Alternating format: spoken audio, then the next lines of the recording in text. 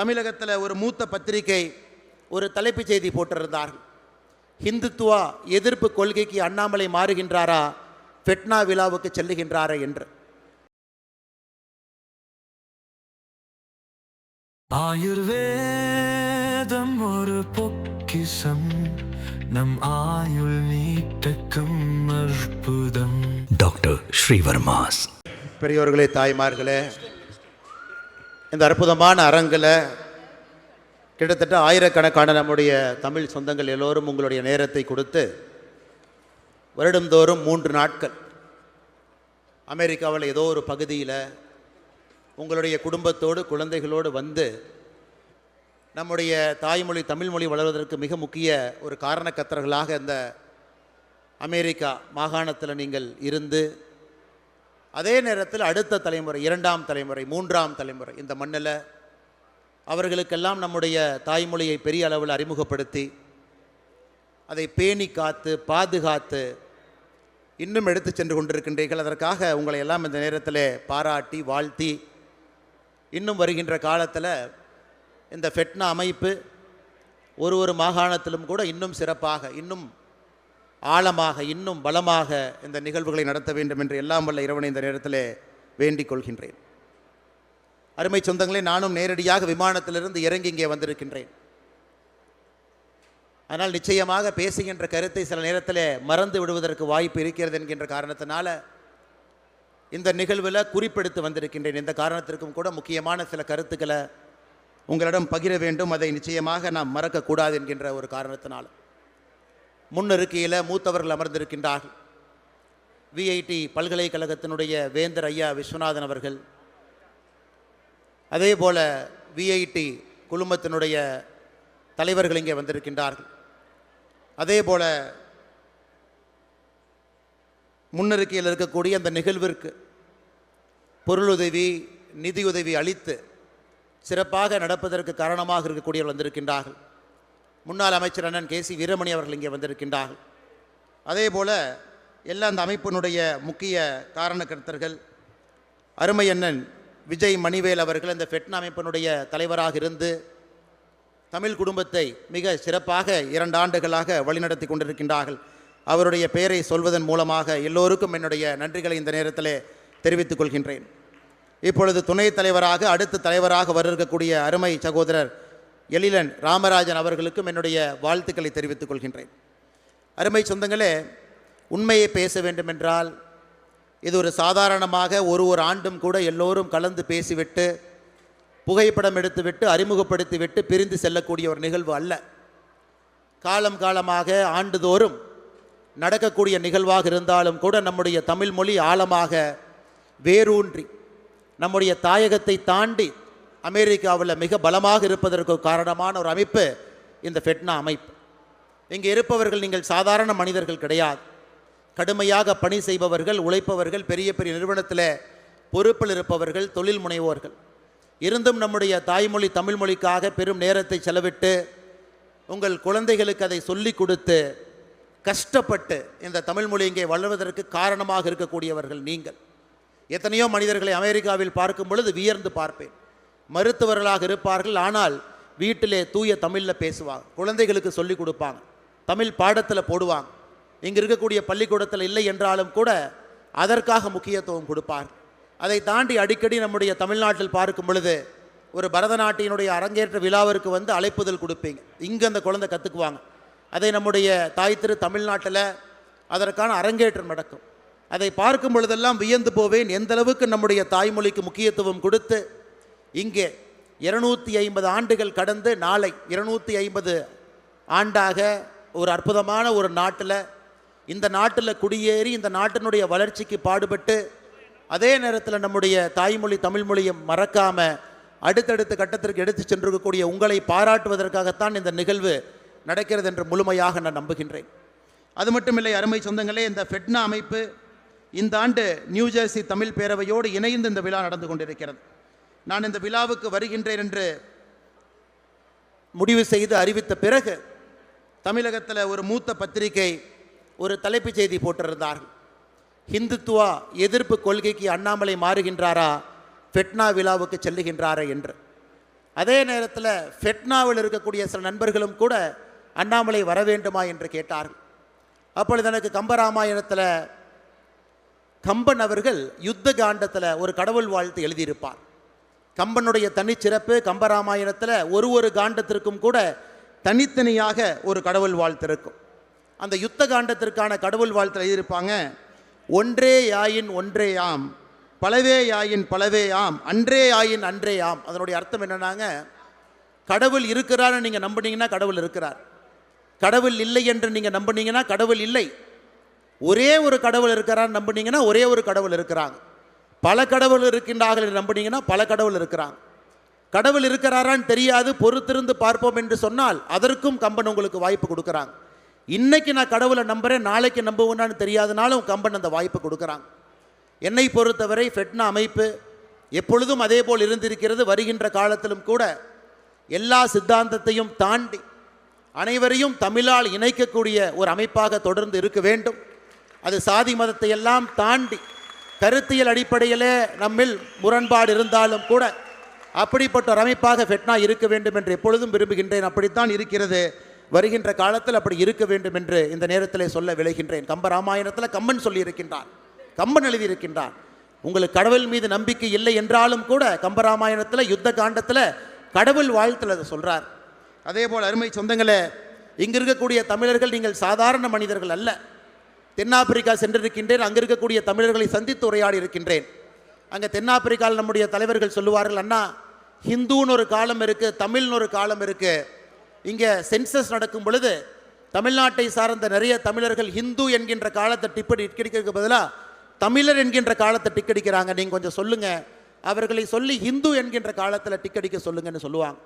அதே போல் இலங்கையில் இருக்கக்கூடிய நமக்கு தெரியும், அங்கே இருக்கக்கூடிய புலம்பெயர்ந்த தமிழர்கள் எத்தனை ஆண்டுகள் அந்த வடுவோடு ரணத்தோடு அதையெல்லாம் தாண்டி தன்னுடைய மொழியை இனத்தை காப்பதற்காக உயிரையெல்லாம் விட்டு நாட்டையெல்லாம் தாண்டி கனடாவில், அமெரிக்காவில், யூகேவில் அதையெல்லாம் தாண்டி நின்று கொண்டிருக்கின்றார்கள். அதையும் நாங்கள் பார்த்து கொண்டிருக்கின்றோம். மலேசியாவாக இருக்கட்டும், சிங்கப்பூராக இருக்கட்டும், சாதாரணமாக தெருவில் இருக்கக்கூடிய வியாபாரி நண்பர்கள் ஆரம்பித்து துணை ஜனாதிபதி வரை தமிழர்கள் இருப்பதை பார்க்குறோம். செசலீஸாக இருக்கட்டும், ஒரு பகுதியும் கூட. எதற்காக சொல்லுகின்றேன் என்றால், நாம் தயவு செய்து நம்முடைய தமிழினத்தை ஒரு சிறிய வட்டத்தில் அடைக்கக்கூடாது. ஹிந்து என்கின்ற வட்டத்தில் அடைக்கக்கூடாது, இஸ்லாமியர் என்கின்ற வட்டத்தில் அடைக்கக்கூடாது, கிறிஸ்தவர் என்கின்ற வட்டத்தில் அடைக்கக்கூடாது. அதையெல்லாம் தாண்டி தமிழர் என்கின்ற வட்டம் ஒரு பெரிய வட்டமாக இருக்க வேண்டும், அதில் எல்லோரும் இருக்க வேண்டும் என்கின்ற அன்பான வேண்டுகோளையும் கூட இந்த ஃபெட்னா மேடையிலே சொல்வதை என்னுடைய பெருமையாக நான் இந்த நேரத்தில் கருதுகின்றேன். காரணம் நான் எதற்காக இதை அழுத்தம் திருத்தமாக இந்த இடத்திலே பதிவு செய்கின்றேன் என்றால், நம்முடைய தமிழ் மொழியில் புறநானூறு 2000 ஆண்டுகளை தாண்டி நிற்கக்கூடிய அற்புதமான நூல். 182வது பாடல் படிப்பதற்கு வாய்ப்பு இருந்தால் உங்களுடைய குழந்தைகள் நீங்கள் படிக்க சொல்லுங்கள். உண்டால் அம்ம இவ்வுலகம் இந்திரர் என்கின்ற ஒரு சான்றோடு அந்த 182வது பாடல் ஆரம்பிக்கும். அந்த பாடலுடைய உட்கருத்து பார்த்தீங்கன்னா, ஒரு தமிழன் எப்படி இருக்க வேண்டும் என்றால், அமிர்தமே கிடைத்தாலும் அதை பகிர்ந்து உண்ண வேண்டும், சினம் கொள்ளாதவராக இருக்க வேண்டும், தூங்காமல் அஞ்சாமல் உழைத்து புகழுக்காக தன்னுடைய உயிரையும் கொடுப்பதற்கு தயாராக இருக்க வேண்டும், உலகையே கூலியாக கொடுத்தாலும் கூட சான்றோர் பள்ளி சொல்லை கிடைக்க பெறாத ஒரு தமிழினமாக இருக்க வேண்டும், தன் முயற்சியை பிறர் நலனுக்கென ஆக்குபவராக இருக்க வேண்டும். எப்போ சொல்கிறாருங்க? 2000 ஆண்டுகளுக்கு முன்பு புறநானூற்றிலே சொல்லப்பட்டிருக்கக்கூடிய ஒரு கருத்து. அப்போ எத்தனை மதங்கள், 2000 ஆண்டுகள் இந்த உலகத்தில் எத்தனை மதங்கள் யோசிச்சு பாருங்க. கிடையாது. மதங்கள்லாம் இன்னைக்கு வந்தது. 7ஆம் நூற்றாண்டில் இஸ்லாமிய மதம், 2ஆம் நூற்றாண்டில் கிறிஸ்தவ மதம் வந்துச்சு, 6ஆம் நூற்றாண்டில் புத்த மதம் வந்துச்சு. அதையெல்லாம் தாண்டி ஒரு மனிதன் அறத்தோடு எப்படி வாழ வேண்டும் என்று சொல்லிக் கொடுத்த ஒரு மண்ணில் அதை பேசக்கூடிய தமிழ் மொழி பேசக்கூடியவர்களாம் இருக்கின்றோம். இதையெல்லாம் நம்முடைய குழந்தைகளுக்கு எடுத்து சொல்ல வேண்டிய ஒரு பெரிய கடமை நமக்கு இருக்கு. இன்னைக்கு நாம் பேசுகிற சாதி மதத்தை எல்லாம் தாண்டி நிற்க வேண்டும் என்று எல்லா மதமும் சொல்லுகின்றோம். இதே புறநானூரில் இன்னும் கொஞ்சம் பின்னாடி போய் பார்த்தீங்கன்னா, இதே புறநானூரில் ஆரியப்படை கடந்த நெடுஞ்செழியன் மிக அற்புதமாக ஒரு மன்னன் சொல்லுகின்றான். மூத்தோன் வருகை எண்ணாது அவருள் அறிவுடையோன் 6 அரசும் செல்லும், வேற்றுமை தெரிந்த நற்பாலுள்ளும் கீழ்ப்பால் ஒருவன் கற்பின் வேர்பால் ஒருவனும் அவன் கண் படுமே. எப்படி சொல்கிறாரு பாரு. அதாவது ஒரு குடும்பத்தில் எத்தனை பேர் இருந்தாலும் கூட அரசன் மூத்தவன் வருக என்று சொல்லப் போவதில்லை, படித்தவன் வாருங்கள் என்று சொல்ல போகின்றார். கல்விக்கான முக்கியத்துவத்தை 2000 ஆண்டுகளுக்கு முன்பு நம்முடைய புறநானூரில் நாம் பேசுகின்றோம் அருமை சொந்தங்களே. அது மட்டும் இல்லை, இந்த பாடலில் இன்னும் ஒருபடி போனாங்க. சமுதாயம் வேண்டுமானால் ஒருவன் மேலே ஒருவன் கீழே என்று சொல்லலாம். சமுதாயம் வேண்டுமானால் ஒருவனை மேல் சாதி கீழ் சாதி என்று சொல்லலாம். ஆனால் அறிவும் கண்ணியமும் ஒழுக்கமும் இருக்கக்கூடிய ஒரு மனிதனை மன்னவனே முன் வந்து என்னோடு படைக்கு என்னோடு வாருங்கள் என்று சொல்லக்கூடிய தகுதி என்னன்னா அந்த கல்விக்கு மட்டும்தான் இருக்கிறது என்று. இதையெல்லாம் மதங்கள் வருவதற்கு முன்பு இந்த ஹோலி புக்குன்னு நம்ம சொல்கிறோம். இன்றைக்கி நம்ம கீதையை சொல்கிறோம், நம்முடைய குரானை சொல்கிறோம், பைபிளை சொல்கிறோம். அதற்கு முன்பாக ஒரு மனிதகுலம் அறத்தோடு எப்படி வாழ வேண்டும் என்று சொன்ன அற்புதமான ஒரு நிலத்திலிருந்து நாம் வந்திருக்கின்றோம் அருமை சொந்தங்களே. அதனால் ஃபெட்னா அமைப்பு வருகின்ற காலத்தில் இன்னும் சீரும் சிறப்புமாக எல்லோரையும் ஒருங்கிணைக்கக்கூடிய ஒரு பாலமாக இருக்க வேண்டும் என்று சொல்லி, அதே போல உலக தமிழர்களுக்கெல்லாம் குரல் கொடுக்கக்கூடிய அமைப்பாக நம்முடைய ஃபெட்னா அமைப்பு இருக்க வேண்டும் என்பது என்னுடைய ஆழமான ஒரு கருத்து. எதற்காக இந்த கருத்தை பதிவு செய்கின்றேன் என்றால், இதற்கு முன்பு மேடையில் புலம்பெயர்ந்த நம்முடைய இலங்கையிலிருந்து வந்திருக்கக்கூடிய தமிழ் சொந்தங்கள் மேலே இருந்தார். அகதிகள் என்று தமிழகத்திலே சொல்லுகின்றோம். அந்த வார்த்தை தவறான வார்த்தை என்று தொடர்ந்து நான் சொல்லுவேன். ஆனால் இன்னைக்கு 15ஆம் ஆகஸ்ட் நாம் நம்முடைய சுதந்திர தினத்தை நாம் கொண்டாடுறோம். அதே போல் பிப்ரவரி 4ஆம் தேதி இலங்கை தன்னுடைய சுதந்திர தினத்தை கொண்டாடுகிறது. இந்த நேரத்தில் கிட்டத்தட்ட வட அமெரிக்காவில் மட்டுமே 4 லட்சம் இலங்கை தமிழர்கள் 4 லட்சம் பேர் இருக்கிறாங்க. அவர்களுக்கு சுதந்திர தினம் இல்லாமல் இருக்கிறாங்க. தமிழகத்தில் மட்டுமே 90,000 பேர் புலம்பெயர்ந்தவர்கள் இருக்கின்றார்கள். நம்முடைய காலத்தில் அவர்களுக்கான ஒரு நியாயத்தை கொடுக்க வேண்டிய கட்டாயமும் கடமையும் நமக்கு இருக்கு.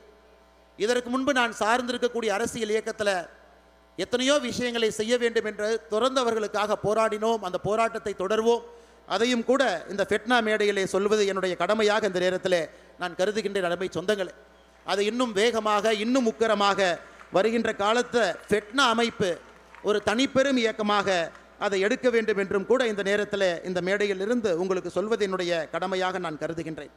அருமை சொந்தங்களே, இன்னைக்கு ஃபெட்னாவுக்கு இன்னொரு பெரிய பொறுப்பு இருக்கு. இங்கே இருக்கக்கூடிய இத்தனை ஆயிரம் மக்கள் இருந்தாலும் கூட தமிழகத்திற்கும் உங்களுக்கும் ஒரு பெரிய இணைப்பு பாலமாக நம்முடைய தாய்மொழி தமிழ்மொழி இருந்து கொண்டிருக்கிறது. எத்தனையோ இடத்துல அமெரிக்காவில் இருக்கக்கூடிய தமிழ் சொந்தங்கள் எத்தனையோ நல்ல விஷயங்களை நீங்கள் செய்து கொண்டிருக்கின்றீர்கள். தமிழ்நாடு ஃபவுண்டேஷன் அமைப்பு இருக்கிறது, ஃபெட்னா இருந்தும் கூட என்னுடைய 2 கருத்துக்களை இங்கே பதிவு செய்ய விரும்புகின்றேன். தமிழகத்தில் இருக்கக்கூடிய பள்ளிகளை தத்தெடுங்க, அவர்களுக்கு ஆங்கிலம் சொல்லிக் கொடுக்க முயற்சி எடுங்க, அவர்களுக்கு நல்ல வேலை வாய்ப்பை உருவாக்கி கொடுப்பதற்காக இங்கே எத்தனையோ இன்வெஸ்டர்ஸ் இருக்கிறீங்க, அதற்கான ஒரு தனி ஃபண்ட் ஆரம்பிங்க. அதே போல் தமிழகத்தில் அரசு பள்ளியில் படிக்கக்கூடிய மாணவர்கள் எப்படி இதற்கு முன்பு அமைச்சராக பாராளுமன்ற உறுப்பினராக இருந்த ஒரு தனிப்பெரும் பல்கலைக்கழகத்தை ஐயா விஸ்வநாதன் அவர்கள் நடத்தி கொண்டிருக்கின்றார், ஐயா செல்வம் அவர்கள் நடத்தி கொண்டிருக்கின்றார்.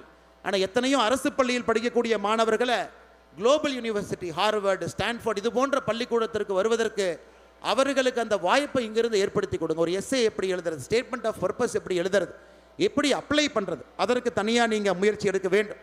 அதே போல் எத்தனையோ விவசாய பெருமக்கள் இருக்கின்றார்கள், மார்க்கெட் அக்சஸ் எப்படி சந்தைப்படுத்துதல் என்று தெரியாமல் இருக்கின்றார்கள், அதற்கு உங்களுடைய பங்களிப்பு அதிகமாக இருக்க வேண்டும் என்கின்ற அன்பான வேண்டுகோளை வைக்கின்றேன்.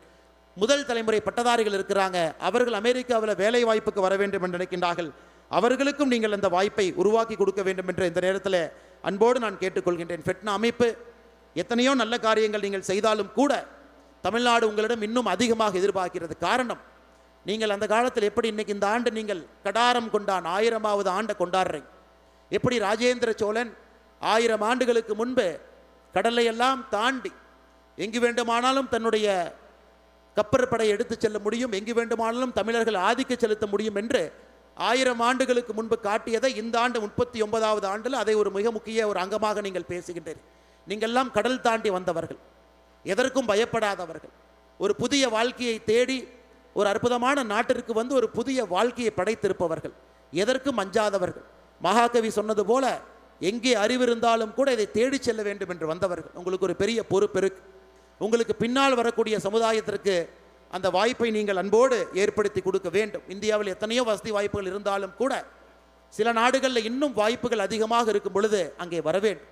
இந்த நாட்டில் இருப்பவர்கள் திரும்ப நம்முடைய தாய் தமிழ் நாட்டிற்கு, நம்முடைய பாரத நாட்டிற்கு வர வேண்டும் என்று சரியான நேரத்தில் நீங்கள் நினைச்சா நீங்களும் திரும்ப வந்து நம்முடைய நாட்டினுடைய வளர்ச்சிக்கு நீங்கள் ஒரு தூண்களாக இருக்க வேண்டும். அந்த பெரிய பொறுப்பு 1000 ஆண்டுகளுக்கு முன்பு ராஜேந்திர சோழன் சென்றது போல நீங்களும் சில ஆண்டுகளுக்கு முன்பு வந்திருக்கின்றீர்கள்.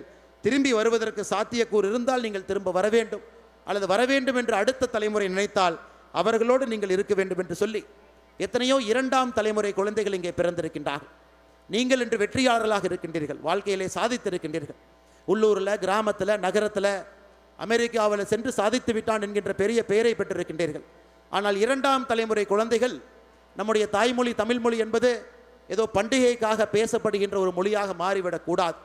ஒரு தின்பண்டமோ ஒரு சினிமா கதையோ அல்லது இது போன்ற ஒரு நிகழ்விற்கு பட்டாடை உடுத்தி கொண்டு வருவதோ அல்லது ஒரு வேட்டியை கட்டுவதாக மாறிவிடாமல் இரண்டாம் தலைமுறை குழந்தைகளும் கூட ஆழமாக நம்முடைய தமிழ்மொழி, நம்முடைய தாய்மொழியை, நம்முடைய கலாச்சாரத்தை இன்னும் ஆழமாக அந்த குழந்தைகள் எடுத்து செல்வதற்கும் ஃபெட்னா அமைப்பு ஒரு பெரிய பாலமாக இருக்க வேண்டும் என்று சொல்லி, குறிப்பாக இரண்டாம் தலைமுறை குழந்தைகள் இங்கே இருப்பவர்கள் நீங்கள் புரிந்து கொள்ள வேண்டும். மூன்றாம் தலைமுறை நீங்கள் சாதாரண ஒரு குடிகள் கிடையாது, மூத்த குடி. எனக்கு முன்பு பேசிய ஐயா சொன்னாங்க, ஒரு மூத்த குடி. யாராவது நம்முடைய தமிழினத்தை பற்றி சொல்ல வேண்டும் என்று சொன்னால் நீங்கள் சொல்வீர்கள், நம்முடைய மொழி மூத்த மொழி மட்டுமல்ல, உலகத்தினுடைய எல்லா பகுதிக்கு சென்றிருக்கின்றோம், எங்கேயும் கூட யாரையும் துன்புறுத்தாமல் நம்முடைய அரசர்கள் இந்த இடத்தை வென்றெடுத்திருக்கின்றார்கள். உலகத்தினுடைய பல இடத்திற்கு தமிழர்கள் வந்தாலும் கூட இன்னைக்கு அமெரிக்காவில் கூட அதிக பெர் கேபிட்டா இன்கம்ல இருக்கக்கூடிய சமுதாயத்தில் அதில் இரண்டாவது இந்தியர்கள் இருந்தாலும் அதிலும் முதல்ல நம்முடைய தமிழர்கள் இருக்கின்றார்கள். எங்கே சென்றாலும் கூட அறத்தின்படி வாழ்பவர்கள், அறம் தன்னுடைய வாழ்க்கையாக வைத்திருப்பவர்கள், யாரையும் எங்கேயும் ஏமாற்றி பிழைக்க வேண்டும் என்று நினைக்காத ஒரு இனம் நம்முடைய தமிழினம். அதனால தான் மேடையில் அந்த வார்த்தையை பார்த்தேன், தாயகம் கடந்து தமிழ்மொழி வளர்ப்போம் என்று ஒரு வார்த்தையை போட்டிருக்கின்றீர்கள். என்னை பொறுத்தவரை அறமும் தமிழ் மக்களும் எங்கே இருக்கின்றார்களோ என்னை பொறுத்தவரை அதுதான் தாயகம். அது 1000 மைலை தாண்டி இருக்கலாம், அது நம்முடைய தமிழ்நாடாக இருக்கலாம், இலங்கையாக இருக்கலாம், மலேசியாவாக இருக்கலாம், சவுத் ஆப்பிரிக்காவாக இருக்கலாம், கனடாவாக இருக்கலாம், ஐரோப்பிய நாடுகள் யூகேவாக இருக்கலாம். அறமும் தமிழ்மொழி பேசக்கூடிய மக்கள் எங்கு வாழுகின்றார்களோ அது வீடாக இருந்தாலும் அது தாயகம், தெருவாக இருந்தாலும் அது தாயகம், பெரிய ஒரு எல்லையாக இருந்தாலும் அது தாயகம். அதனால் எங்கே இருந்தாலும் கூட ஒரு பெரிய உயர் பொறுப்பு உங்களுக்கு இருக்கிறது. அதையும் நீங்கள் புரிந்து கொண்டு நம்முடைய தமிழ் இனத்தை, நம்முடைய தமிழ் கலாச்சாரத்தை, மொழியை இன்னும் உயர்த்தி பிடித்து பேணி காத்து மிக சிறப்பாக மிக செம்மையாக நீங்கள் நடந்து வாழ்ந்து வர வேண்டும் என்று சொல்லி, உங்கள் தமிழ்நாடு இருக்கக்கூடிய உறவுகளை இன்னும் ஆழமாக பதிவு செய்யுங்க. ஒரு ஆண்டும் ஃபெட்னா அமைப்பு வர்றாங்க, தமிழ் ஆந்திரப்பனர் நிகழ்ச்சி நடத்துகிறாங்க. அங்கே இருக்கக்கூடிய தமிழ் சொந்தங்கள் நடத்தக்கூடிய சிறு குறு நிறுவனத்தில் இன்வெஸ்ட்மெண்ட், அந்த இனிஷியல் கேபிட்டல் இன்வெஸ்ட்மெண்ட் ஃபெட்னா பண்ணுறாங்க. வருகின்ற காலத்தில் இன்னும் சிறப்பாக இன்னும் வேகமாக நீங்கள் செய்ய வேண்டும் என்று சொல்லி, இந்த ஆண்டு குறிப்பாக ஃபெட்னாவுக்கு வர வேண்டும் என்கின்ற பெரிய ஆசையிலே ஓடி வந்திருக்கின்றேன். காரணம், போன ஆண்டு நம்முடைய பாரத பிரதமர் நரேந்திர மோடி அவர்கள் இங்கே வந்த பொழுது ஃபெட்னா அமைப்பு சார்பாக அவருக்கு ஒரு பெரிய வரவேற்பு கொடுத்தீர்கள். அது மட்டும் இல்லை, அவரை சென்று இந்த அமைப்பினுடைய மூத்தவர்கள் எல்லாம் சந்தித்தீர்கள். எதற்காக நான் பாரத பிரதமர் நரேந்திர மோடி அவர்கள் மீது அன்பு வைத்திருக்கின்றேன், அந்த கட்சியில் இல்லை, எனக்கு அடிப்படை உறுப்பினர் கூட கிடையாது. எதற்கு என்றால், தமிழ்நாட்டில் பிறந்து நம்முடைய மொழியினுடைய பெருமையை பேசுவதை விட பிறக்காத ஒரு தமிழன் பேசும் பொழுது எனக்கு கர்வமும் எனக்கு அதிலே ஒரு பெரிய மகிழ்ச்சியும் அது வரும். ஒரு முறை பிரதமர் பார்க்கும் பொழுதெல்லாம் கேட்பாங்க, எனக்கு மிக முக்கியமான 100 திருக்குறளை கொடுங்க. நான் பிரதமர்கிட்ட சொல்லியிருக்கிறேன், ஐயா 100 திருக்குறள் உங்களுக்கு பொருத்தம் என்றால் ஒரு அரசன் எப்படி இருக்க வேண்டும் என்பதை வள்ளுவன் எப்பொழுதோ சொல்லியிருக்கின்றான். அது இன்னைக்கு ஹார்வர்டு பிஸ்னஸ் ஸ்கூலில் எத்திக்ஸ் பேப்பர் ஏதோ கொடுக்குறாங்க. ஆனால் வள்ளுவனை பொறுத்தவரை அரசன் எப்படி இருக்க வேண்டும், அறம் எப்படி இருக்க வேண்டும் என்று, அஞ்சாமை ஈகை அறிவூக்கம் இந்நான்கும் எஞ்சாமை வேந்தர் கரிது என்று சொல்லியிருக்கின்றான். இதையெல்லாம் அரசர்கள் பின்பற்ற வேண்டும். அவ்வளவு ஆழமாக அதை நம்முடைய பாரத பிரதமர் நரேந்திர மோடி அவர்கள் பல இடத்தில் அதை கேட்டிருக்கின்றார். 2024 இதற்கு முன்பு நான் இருந்த அந்த அமைப்பு தன்னுடைய தேர்தல் அறிக்கை வெளியிட்ட பொழுது ஒரே ஒரு வார்த்தை வெளியிட்டார்கள், உலகம் முழுவதுமே தமிழ் இருக்கையை அமைப்போம் என்று. அதைவிட பெரிய பெருமை ஒரு தமிழனுக்கு என்ன இருக்க முடியும்? ஒரு மத்திய அரசு யார் அங்கே இருந்தாலும், எந்த கட்சி இருந்தாலும், யார் இருந்தாலும், உலகம் முழுவதும் ஊஸ்டன் பல்கலைக்கழகத்தில், சிங்கப்பூரில், மலேசியாவில் அனைத்திடத்திலும் கூட ஒரு தமிழ் இருக்கையை ஆரம்பித்து வருகின்ற காலத்தில் இந்த மூத்த மொழி உலகம் முழுவதும் செல்லணும். குறிப்பாக நம்முடைய புத்தகங்கள் 100க்கும் மேற்பட்ட புத்தகங்கள் இன்னைக்கு அது மாற்று மொழிகளிலே மொழிபெயர்க்கப்பட்டு உலகம் முழுவதும் சென்று கொண்டிருக்கிறது. வருகின்ற காலத்தில் அது 1000 புத்தகங்களாக அது மாறணும். அதனால் கட்சியை தாண்டி சித்தாந்தத்தை தாண்டி ஃபெட்னா நிற்க வேண்டும் என்கின்ற அறைகூவல் இந்த நேரத்தில் விடுக்கிறது. எந்த கட்சியாக இருந்தாலும் தமிழுக்கு ஆதரவாக யார் நிற்கின்றார்களோ ஃபெட்னா நிற்க வேண்டும். எந்த தலைவர்களாக இருந்தாலும் தமிழுக்கு ஆதரவாக யார் நிற்கின்றார்களோ ஃபெட்னா நிற்க வேண்டும். எந்த மனிதன் யாராக இருந்தாலும் தமிழுக்கு ஆதரவாக யார் நிற்கின்றார்களோ இந்த ஃபெட்னா இந்த அமைப்பு நிற்க வேண்டும் என்று சொல்லி வாய்ப்பு கொடுத்த நல்ல உள்ளங்களுக்கு, குறிப்பாக இந்த 2 ஆண்டுகளாக அற்புதமாக பணி செய்துவிட்டு ஒரு ரன்னிங் ரேஸில் பேட்டனை கொடுப்பது போல அடுத்து வரக்கூடிய 2 ஆண்டுகளுக்காக இந்த ஃபெட்னா டீம் அவர்கள் இன்னும் சிறப்பாக இன்னும் உயரத்திற்கு இந்த ஃபெட்னாவை எடுத்து செல்ல வேண்டும் என்று சொல்லி இந்த அற்புதமான நிகழ்வுக்கு வந்திருக்கக்கூடிய எல்லா தமிழ் சொந்தங்களுக்கு மறுபடியும் என்னுடைய நன்றி கலந்த வணக்கங்களை தெரிவித்து என்னுடைய உரையை முடித்துக் கொள்கின்றேன். எங்கிருந்தாலும் தமிழ் வளரட்டும், எங்கிருந்தாலும் தமிழர்கள் நல்லவர்களாக வாழட்டும். அதனால்தான் பாவேந்தர் பாரதிதாசன் அவர்கள் ஒரு வார்த்தையை பயன்படுத்தினாங்க, வாழ்க நிரந்தரம் வளர்க தமிழ் மொழினாங்க. வாழ்க நிரந்தரம், தமிழ் மொழியை பொறுத்தவரை அது நிரந்தரம். அதனால் வாழ்க நிரந்தரம், வாழ்க தமிழ் மொழி. எங்கிருந்தாலும் நம்முடைய தமிழ் சொந்தங்கள் சந்தோஷமாக மிகவும் சீரும் சிறப்பமாக இருக்க வேண்டும் என்ற எல்லா வல்ல இறைவனை வேண்டி என்னுடைய உரையை முடித்துக் கொள்கின்றேன். நன்றி, வணக்கம். உலக தமிழ் சொந்தங்களுக்கு வணக்கம். நான் ராஜவேல் நாகராஜன். பேசு தமிழா பேசு வலையொலியுடைய வளர்ச்சிக்கு நீங்களும் உறுதுணையாக இருக்கணும்னு நினச்சிங்கன்னா இந்த வீடியோடைய டிஸ்கிரிப்ஷனில் இருக்கக்கூடிய ரேசர் பே லிங்கை கிளிக் பண்ணுங்கள். அந்த லிங்க்கில் போயிட்டு உங்களுக்கு விருப்பமான தொகையை பேசு தமிழா பேசுவனுடைய வளர்ச்சிக்கு உங்களுடைய பங்களிப்பாக நீங்கள் கொடுக்கலாம். நன்றி, வணக்கம்.